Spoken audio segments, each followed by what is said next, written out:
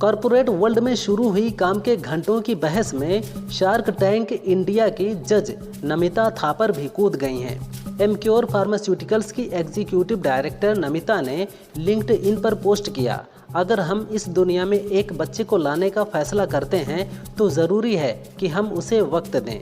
काम और जीवन के बीच संतुलन होना चाहिए। 70 घंटे काम को ना कहें, और अगर आप 70 घंटे काम करना चाहते हैं तो माता पिता बनने को ना कहें। क्या आप जानते हैं सड़क पर क्यों होती हैं सफ़ेद और पीली पट्टियाँ? सफ़ेद रंग की पट्टी का मतलब है कि आप जिस लेन में चल रहे हैं उसी में चलिए, दूसरी लेन में बिल्कुल भी नहीं जाना है। टूटी सफ़ेद पट्टियों का मतलब है कि आप लेन बदल सकते हैं, पर दूसरी गाड़ियों को इंडिकेटर देकर। पीली पट्टी का मतलब है कि दूसरी गाड़ियों को ओवरटेक कर सकते हैं, लेकिन पट्टी के उस पार नहीं जा सकते।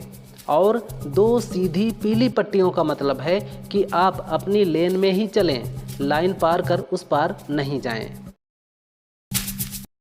अमेरिकी राष्ट्रपति डोनाल्ड ट्रंप की टैरिफ नीति का असर अब दुनिया के सबसे अमीर आदमी और टेस्ला के मालिक एलन मस्क पर भी पड़ा है।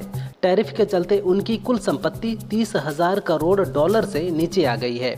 मस्क को एक दिन में 440 करोड़ डॉलर का नुकसान हुआ है। अब एलन मस्क ने ट्रंप से इस मुद्दे पर मदद की गुहार लगाई है और टैरिफ को लेकर बड़ी सिफारिश भी की है। उन्होंने ट्रंप से इसे वापस लेने की मांग भी उठाई है। कानपुर में रामनवमी पर शोभा यात्रा में पथराव की अफवाह फैलाने वाले बीजेपी नेता समेत 200 लोगों पर पुलिस ने एफआईआर दर्ज की है।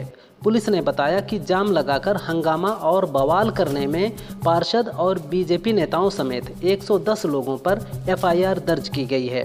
इसके साथ ही पथराव की अफवाह फैलाने वाले अन्य लोगों पर कई धाराओं में केस दर्ज किया गया है।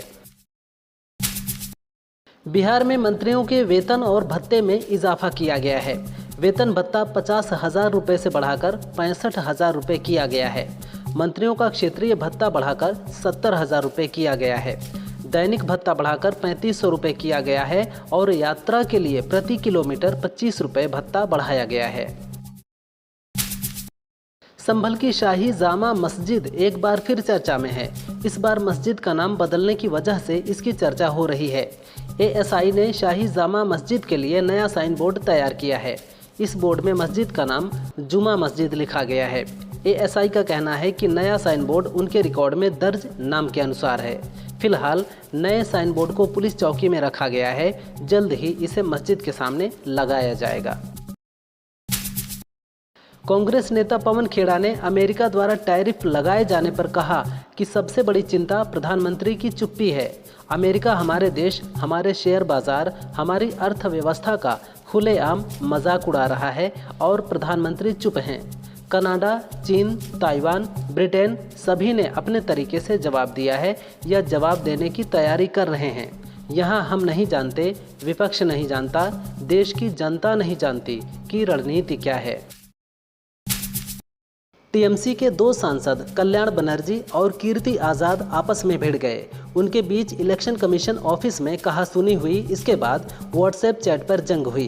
कल्याण ने कीर्ति से कहा कि मैं दिल्ली से कोलकाता पहुंच गया हूं, तुम्हारी बहुत पहुंच है, मुझे गिरफ्तार करवा लो।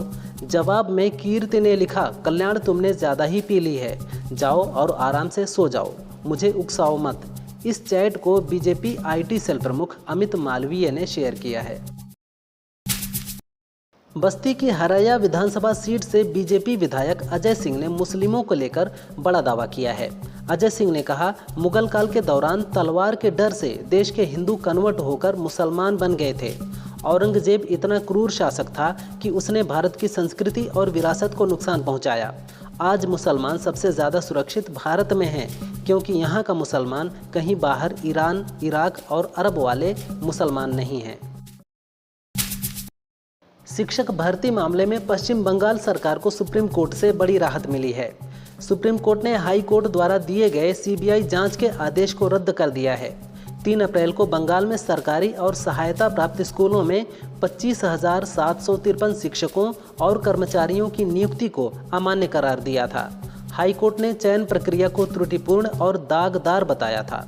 शिक्षकों और कर्मचारियों का चयन 2016 में हुआ था।